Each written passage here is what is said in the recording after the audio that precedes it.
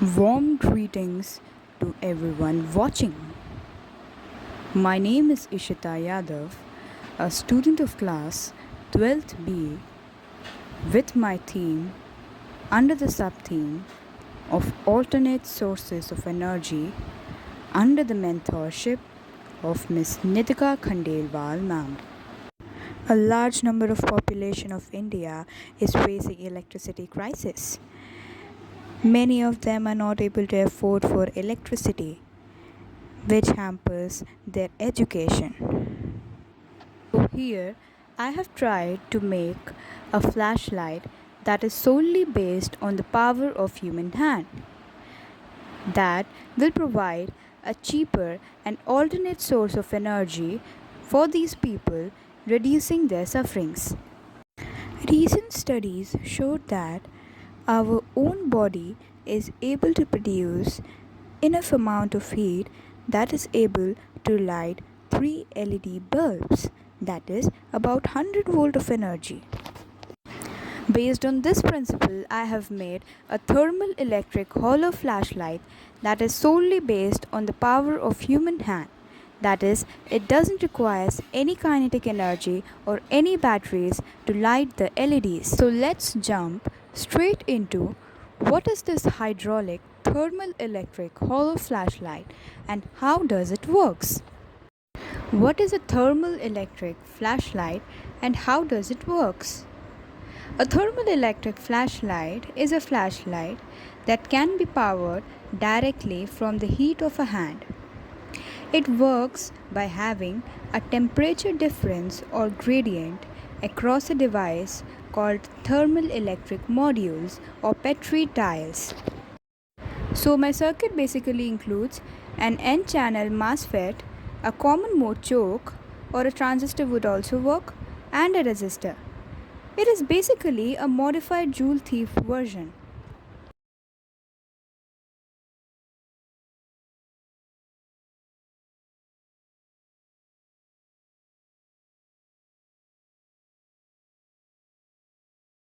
If I talk about how do I make my thermal electric flashlight, I use a PVC tube or an old flashlight for the body that is at least 7 inches long and 1.5 inches or 4 centimeter wide.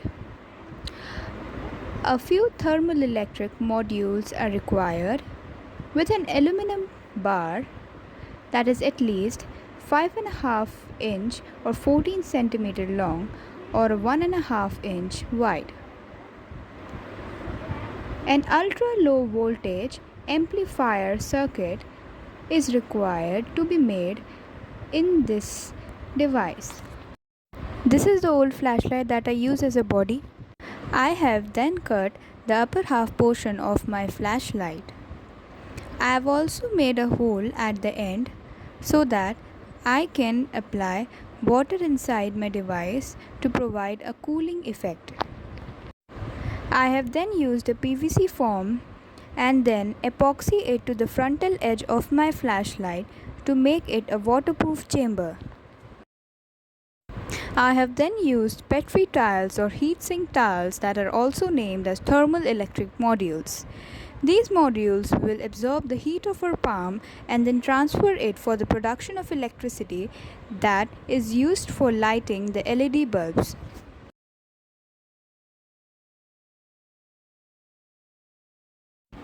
This device works on the principle by providing a temperature gradient by absorbing the heat from the colder side and then transferring it to the hotter side. Then I have placed these thermal electric module on an aluminum bar in series in this way.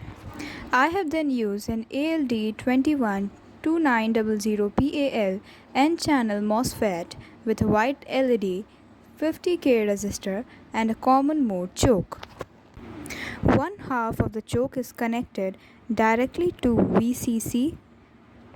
Its output goes to two drains of MOSFET, while another half of the choke has an opposing end connected to a 50K resistor before being connected to VCC. Its output goes to the gates of MOSFET. The source of the MOSFET is then connected to the ground. The LED positive lead is connected to the drain while negative lead goes to the ground. This is a diagram showing which pins are which. So it can be concluded that pins 2 and 7 are the gate pins, hence need to be connected together. Pins 3 and 6 are the drain pins, hence also need to be connected together. Lastly, pin 4 is a source pin. We did not want pin 1, 5 and 8. Now, as we know the circuit schematics, it's time to solder everything together. Let's start with the MOSFET first. One thing to know that the orientation is based on the side of writing, with the indentation being the top. I first bent pin 4 outwards so that it will be easier to solder them later. I then bent pin 2 and 7 towards each other and pin 3 and 6 towards each other so that I can make a solder bridge across the leads.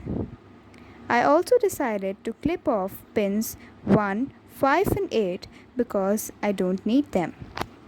After that, I soldered the choke and resistor together by soldering resistor across the choke's opposing ends. I finally clipped off any necessary wires and then soldered it to the MOSFET. At the end, I applied some extension wire to connect it to the circuit later. Then I have tested my circuit's output voltage versus input voltage with the LED as a load using the thermalelectric modules.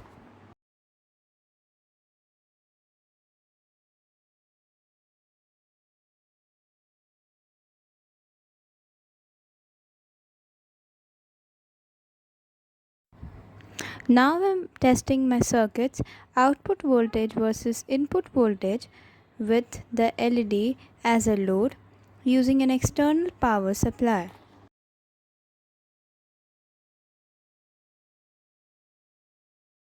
At the end, I have connected all the circuits together and my hydraulic thermalelectric hollow flashlight is ready to work.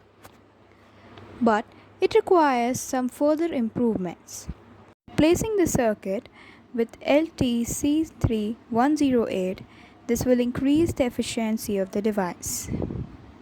Here, one have to note that I have named this device as hydraulic thermalelectric hollow flashlight instead of hollow flashlight because instead of ambient air, it uses water that is 50 times more conductive than ambient air, hence increasing the conductivity of my device by 50 times.